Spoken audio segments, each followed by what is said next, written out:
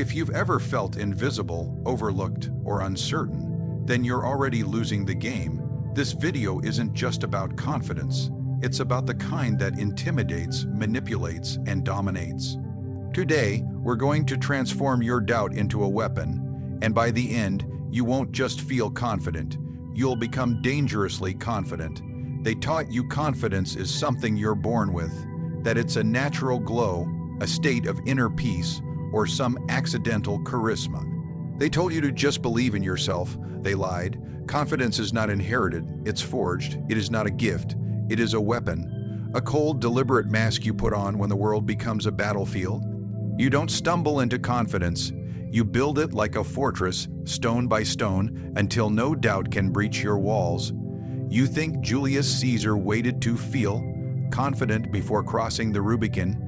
You think Napoleon asked his reflection for permission before crowning himself emperor. No, these men understood something you haven't been told. Confidence is theater, and the stage belongs to those who walk like they own it. But what happens when you don't feel that power inside, when you're unsure? Afraid, insecure, good, that means you're human, but if you show that, if you let it leak, then you lose. Machiavelli said, "Men in general judge more by the eyes than by the hands." They don't see your intentions. They don't see your struggle. They only see what you present to them, and that presentation must be absolute. Even when you're dying inside, you walk like the floor owes you respect. You look at people not to connect, but to measure. You speak not to be liked, but to control the silence. You enter a room and become gravity, not because you feel powerful, but because they believe you are. That belief, their perception, is the entire game. The man who appears confident is confident because confidence isn't a feeling, it's an effect. An illusion so strong it becomes real. Perception becomes truth, and that illusion is your sharpest blade. Most people are slaves to their feelings. If they don't feel brave, they shrink. If they don't feel ready, they stall. They wait for the inner sun to rise before they move. Meanwhile, the predator knows that feelings are irrelevant. He acts first, controls the stage, and forces others to react. That's confidence, not comfort. Control. There is no advantage in wearing your doubts. You gain nothing by being emotionally naked. Society might tell you that vulnerability is strength, but power does not work that way. Vulnerability invites attack. Real confidence is not about opening up. It's about sealing the cracks before others find them. You don't need to be a god. You only need to appear untouchable. Let others tremble. You walk into uncertainty as if it were your kingdom. Even if your legs are shaking, you walk slowly. Even if your voice wants to break, you speak deliberately. Because here's what they don't know. Humans believe what they see more than what they hear. They trust presence over words, and if your presence radiates control, then your silence is more commanding than their screams. You don't chase respect. You radiate something that demands it. And that starts with your posture, your pace, your poise. Not your opinions, not your backstory, not your apologies. Your ability to project power becomes your invitation to be taken seriously. Let's go deeper. The world doesn't give you space. You take it. Confidence isn't about earning permission, it's about assuming dominance. Not through arrogance, not through shouting, through presence, through the unshakable signal that you don't need approval. Because the man who doesn't seek validation holds power over those who do. Most men are ruled by their internal chaos. Their mind is loud, full of self, doubt, and desperation. They betray themselves with fidgeting hands, nervous laughs, over-explaining, or scattered eyes. Every movement exposes them. They're waiting for someone to tell them they're enough.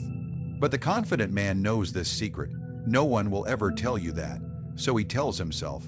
Every room he walks into, he owns before he speaks. There is no such thing as natural confidence. There is only preparation and performance.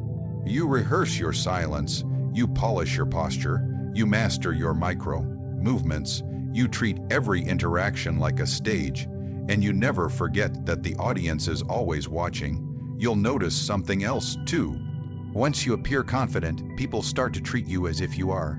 Doors open faster, voices lower in your presence, eyes search for your approval. And when they treat you that way long enough, you begin to believe it yourself. The act becomes real. The mask fuses to your skin. That's the final trick. Confidence doesn't come before action. It's the result of behaving like you already have it. Machiavelli understood this when he wrote that it's better to be feared than loved. Because love is conditional. Fear or awe commands space. Confidence, then, is the power to walk through fire and convince everyone the flames feel like silk.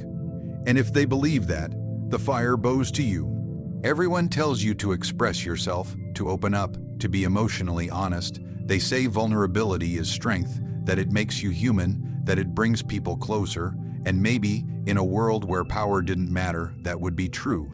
But in this world, the real one, your emotions are weapons, and if you don't wield them with precision, they'll be used against you. Machiavelli understood this centuries ago. He knew that power doesn't belong to the most emotional. It belongs to the most composed. The man who cannot be read cannot be controlled. The man who reveals nothing commands everything. You think power comes from shouting louder, from reacting quickly, from defending your name with passion and fury. No, that's weakness disguised as pride. That's impulse masquerading as strength. The truly powerful man is not the loudest. He's the one you can't figure out. When others insult you and you smile, they panic. When they try to provoke you and your face doesn't flinch, their confidence begins to crack. When they expect outrage and you offer silence, you invert the entire power dynamic. Why? Because they're trying to manipulate you. And you've given them nothing. That's the art. Not reacting, not explaining, not bleeding on the floor just because someone pulled a blade. When you show emotion, you hand over the map to your psyche. You show where you're vulnerable. You give them the keys to your internal kingdom. And once they have that, they'll use it to move you like a puppet. This is why Machiavelli warned rulers never to wear their hearts on their sleeves. Because the moment the people see your heart, they will know how to kill you. The confident man, the dangerously confident man, he never reveals what he feels in the moment, because he knows feelings are fleeting, but consequences last. He observes everything, but reacts to nothing. He can be insulted and remain unmoved. He can be flattered and remain suspicious, because his emotions are under lock and key, not on display. People will test you. They will push you. They will try to find your breaking point. And when they do, they will celebrate that discovery.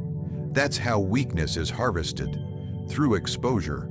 So if you want power, you must learn to keep your emotional face blank, unreadable, perfectly still even in the middle of chaos.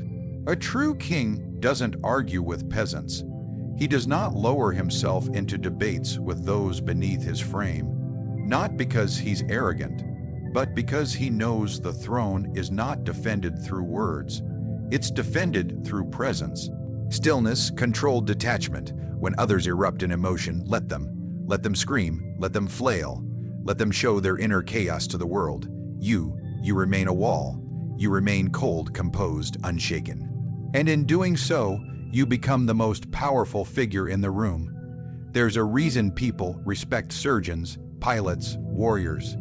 It's not just skill, it's their ability to stay calm under pressure. Confidence is composure. Power is presence, and both are destroyed the moment you let someone else pull your emotional strings. Let's go deeper. Imagine you're in an argument, you're provoked, called names. Your character is questioned. Your ego screams to respond, to lash out, to prove yourself. But what happens if you don't? What happens if you look them in the eye and say nothing? What happens is silence becomes your sword. Your lack of reaction becomes louder than any rebuttal. You rob your opponent of the reaction they need. You starve them, and slowly they begin to self-destruct in the void you've left behind. Emotion is useful only when you control it. Expressing rage is not strength, but using rage as fuel for calm strategy, that is domination. Being sad doesn't make you real, but harnessing your pain without showing it, that makes you untouchable. Machiavelli wrote that it is better for a ruler to be feared than loved if he cannot be both. Why? Because fear is controlled through appearance, and love is controlled by emotion. Love is unstable, dependent, temporary. Fear, when cultivated properly, creates silence, obedience, distance. That distance It's built through emotional control. Even in personal life, the same law applies. Relationships, influence, social status. It's all governed by one question. Can you control your emotional state better than the other person? The one who stays composed sets the tempo. The one who reacts becomes predictable, and predictability is weakness. Every time you want to interrupt someone, don't. Every time you feel the need to explain yourself, pause. Every time you're insulted, and your instinct is to prove them wrong, remember, responding means they got to you. And a man who can be gotten to is no longer dangerous. He's merely reactive, easily manipulated, easily dismissed. Confidence is not found in louder words or grand gestures. It's found in restraint, in the cold discipline of the man who does not reveal, who lets others expose themselves while he watches, who understands that silence speaks, and that control over self is control over all. You've been conditioned to obsess over results, to focus on winning, to panic over failure. You chase validation, approval, success, as if these things define you. You set goals, tie your identity to them, and crumble when they slip through your fingers. This is not confidence. This is desperation. Machiavelli would laugh at such weakness, because the man who needs a specific outcome is already enslaved by it. He's emotionally chained to something outside of himself, and the more tightly he holds, the more easily he is broken. The dangerous man, the man who moves like a shadow across the board. He doesn't care about outcomes. He only cares about control, because control, unlike outcomes, is internal. He plays the long game. He understands that real power isn't found in what happens, but in who decides when it happens. You've been told to manifest results, to dream and desire and visualize. But Machiavelli knew the opposite truth. Those who want too much reveal too much. Need is loud, it leaks, it drips from your voice, your eyes, your movements, and others can smell it. When you attach yourself to a specific result, whether it's winning a deal, winning a person, winning respect, you become obvious. Your moves become predictable. Your emotions become tied to the wind. You overreact to minor losses. You celebrate prematurely, you chase, you cling, and in doing so, you give others power over you. But what happens when you don't need the outcome? When you remain unmoved regardless of how the game unfolds? When you operate from principle, not desire, you become unshakable. People want to know they can win something from you. Your approval, your attention, your resources. But if you show them you're unaffected by outcomes, they begin to fear your detachment. That's where power grows, in your refusal to chase, in your ability to walk away, in your indifference to what they believe you should care about.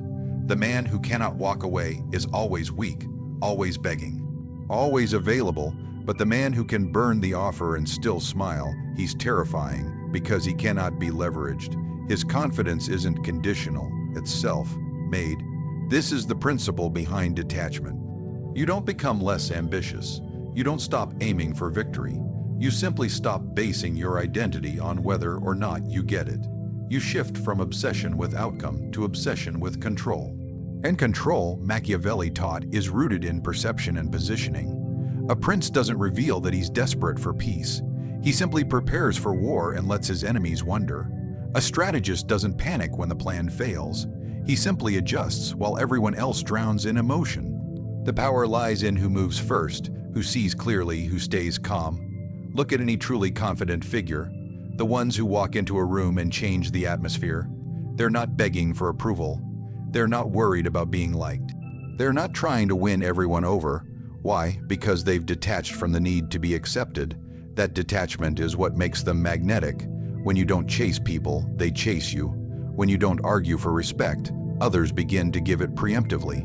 Because people trust those who don't need anything from them. It feels rare, it feels unnatural, and it intimidates.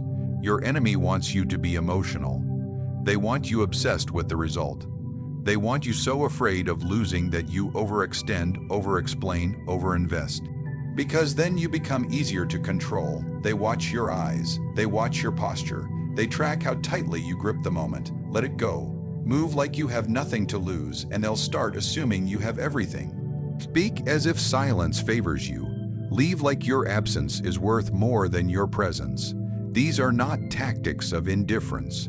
They are tactics of psychological dominance. You want confidence. Learn to hold your ambition close, but not your identity. You want strength. Train yourself to let go of attachment while still executing ruthlessly.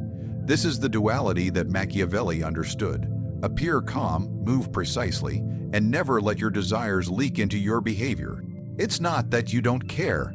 It's that you're willing to win by walking away. You're willing to walk through fire and not flinch, because you never gave the outcome the right to define you. And once you master that state, where nothing owns you, you become something far more dangerous than confident. You become untouchable. In every room, there is always one person everyone looks at when things go wrong. One face the others search for when the tension rises. One voice that sounds louder, even in silence. That person is not always the smartest, not always the most experienced, but they all feel the same thing, that he knows what to do. That is power, that is confidence, and it comes not from having control of the situation, but from projecting certainty when no one else can. Machiavelli understood that men crave order in chaos. When panic spreads, they look for someone, anyone, who appears unmoved. That person becomes the anchor, and the man who masters this performance of calm gains authority, not just by skill, but by default. He becomes the stabilizer, the reference point, the quiet ruler in a storm of doubt. Confidence, in its most dangerous form, is not about arrogance. It's about emotional gravity. When chaos hits, when pressure breaks lesser men, you must not react. You must signal that everything is still within your control. Not by words. Words are cheap, but through posture, pace, silence, and calculated expression. Let others scramble. Let them gesture wildly, raise their voices, point fingers, and shrink into fear. You remain composed, cold. You speak as though the situation bends around your frame, and when you do that, when you project certainty even in crisis, you hijack the perception of the entire room. It is not your job to fix every crisis. It is your job to become unfazed by it. Do you know why most people fail under pressure? Because they try to fix everything at once. They over-explain. They react emotionally. They show they're afraid of being blamed. That fear, once visible, infects everything they touch. It leaks out of their eyes, their tone, their presence, and suddenly no one believes they're capable. Even if they were, the perception collapses.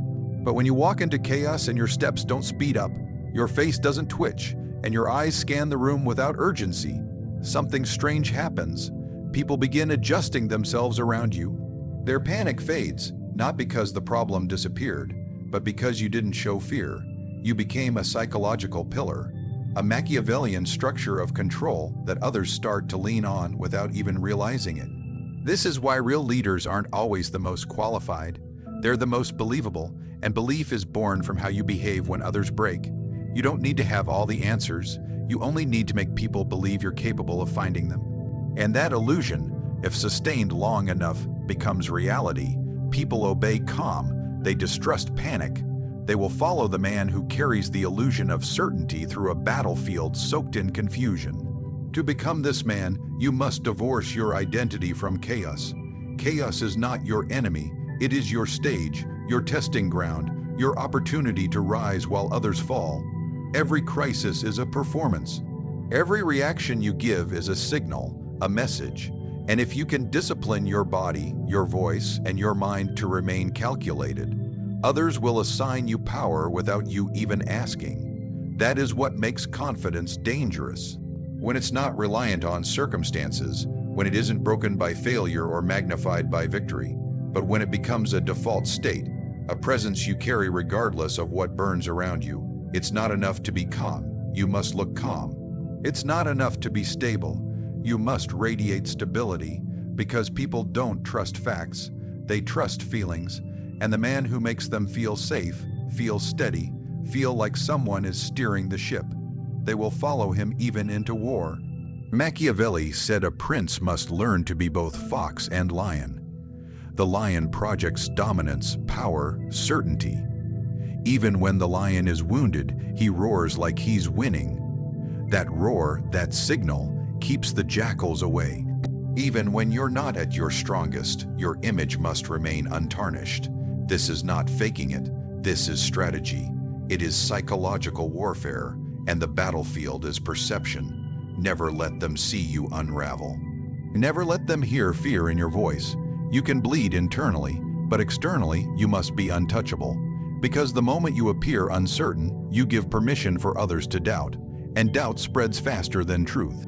When pressure rises, slow down. When eyes turn to you, speak last. When everyone reacts, you remain still. In stillness, you own time, and the man who owns time owns every mind in the room. You don't solve problems by chasing them. You solve them by becoming the one everyone believes is above them. Certainty is a weapon, and when you learn to wield it, not even fire can shake your shadow. Now you understand. Confidence is not a mood. It is not a feeling. It is not something you wait for, or hope for, or ask from the world. It is something you create deliberately, like a weapon forged in fire and silence. You no longer chase approval. You command perception. You no longer react to insult. You become unreadable. You no longer depend on outcomes. You control the board and walk away untouched. You no longer flinch in chaos. You radiate calm and draw the world into your gravity. Because true confidence is not given, it's not earned, it's taken. Seized by those who refuse to kneel, who refuse to explain, who move through rooms like kings in exile. Untouchable, composed, and feared. The weak reveal, the powerful contain. And now, you don't just know how to be confident. You know how to be dangerously confident. Go use it, and let them wonder who they just encountered.